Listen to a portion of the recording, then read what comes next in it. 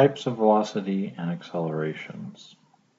Hopefully by the end you'll be able to define 4 types of velocity with the use of the word with adjectives that modify velocity, and solve the acceleration formula giving initial and final velocities and a time. Now, types of velocities. We can group velocities in 2 different groups. The first group is one way in which we can think of velocities is as instantaneous. So in other words, the displacement divided by time, that's a formula for velocity, over a very short period of time or distance.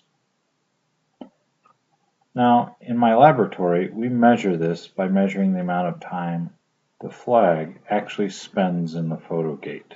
And so, if we take a look, the flag has a distance. It's a very small distance. It's from here to here. But we know this distance very precisely. This is displacement of the flag equals 0.010000 meters. I measured it incredibly accurately. It's a very small distance. And so when we find velocity instant, we are looking at the displacement of something that is very small. And in this case, we're talking about the flag, divided by the time it took for that flag to go through the photo gate. Now, when we have the photo gate set up like this,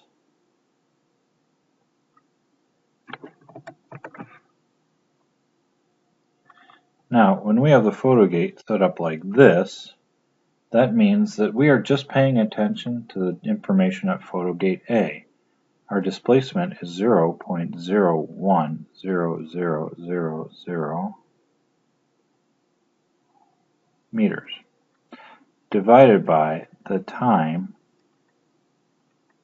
at photo gate A, or 0.010000 meters divided by the time at photo gate B.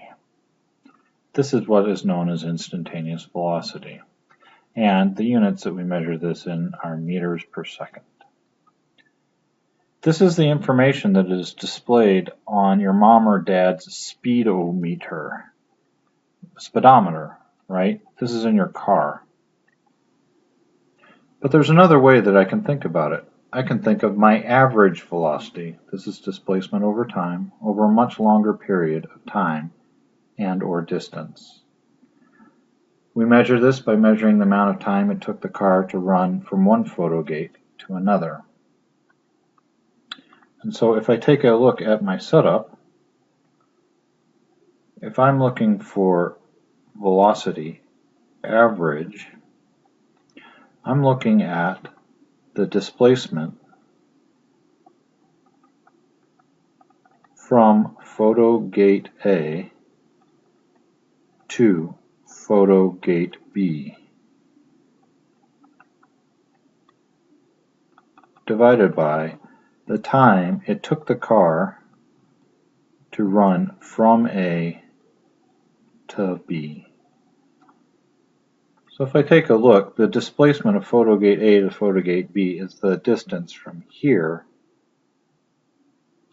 to here. And in this case, it's 0.2000 meters. And then the time is, if I have both of these lit up, the time from A to B is reported when I have both of these lit up. So, in this case, I would have 0.2000 meters divided by, and here it's 0.259, 0.96 seconds. And this one is reported in meters per second as well. Now, they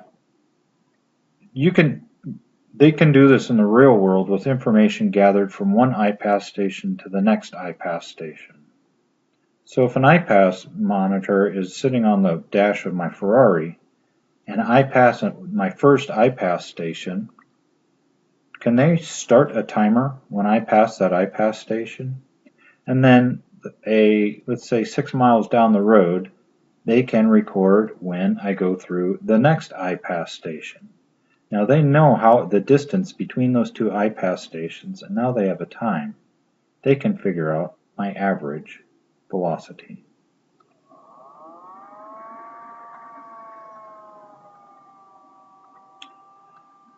Another way that I can think of velocity is I can think of initial velocity, and that's the velocity at the beginning of this scenario that I'm looking at. And that is written V sub I to stand for initial.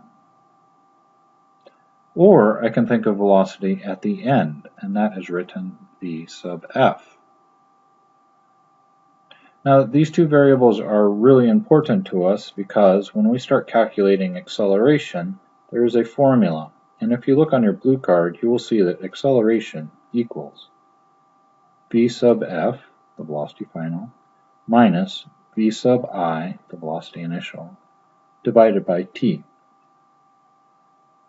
Now, if I take my last velocity and I subtract my first velocity, in reality, I can use words to describe that. That is the change in velocity. And that is divided by time. This is another way of thinking about acceleration. They both mean exactly the same thing. And then, this word change in, we have a symbol for in science.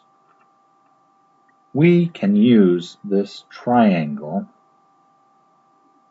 to mean change in velocity divided by time. This triangle, the word that we use, we call this delta. So delta V over T.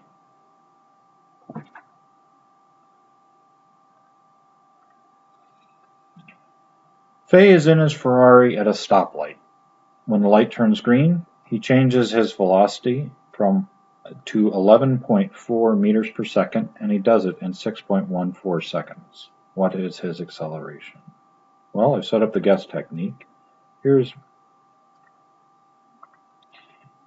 is my first given, meters per second. So that's a velocity, but the question is it a beginning velocity or an ending velocity? I hope you can recognize that it's an ending velocity, so it is a final velocity of 11.4 meters per second. This is a time, so I can write t equals 6.14 seconds. And actually, there is a hidden given as well. Am I at a stoplight? Am I not moving? Does that tell me something about the velocity before I start? My velocity initial equals 0 meters per second. Okay, and now what am I looking for? The acceleration. So that is my unknown. Acceleration equals question mark. And the units for acceleration is meters per second squared. Now I just learned an equation for acceleration. A equals velocity final minus velocity initial divided by time. And now I can substitute. I don't know what acceleration is, so I'm going to keep the variable A equals. Do I know what velocity final is? What number is associated with that? Yeah, I can look right here, and it is 11.4 meters. I'm sorry. It is 11.4. minus velocity initial, in this case is 0, divided by 6.14 seconds.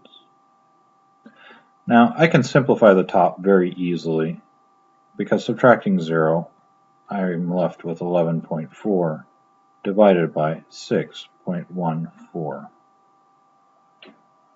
I drop this number into my handy dandy calculator.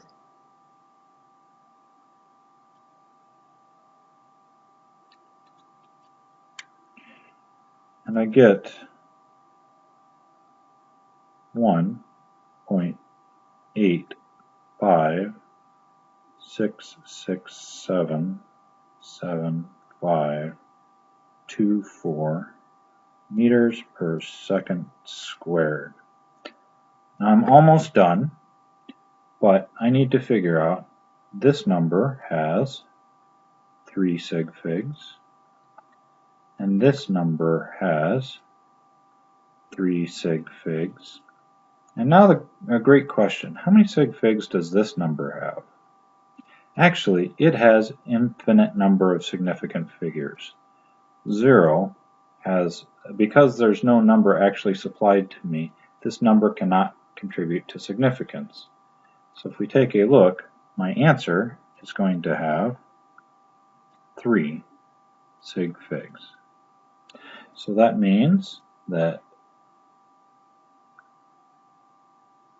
this number is significant, and this number is significant, and this number is significant, but not this one. But before it goes, it has an opportunity to round the 1 in front of it, and then the I6 is going to round, and I'm going to get 1.86 meters per second squared.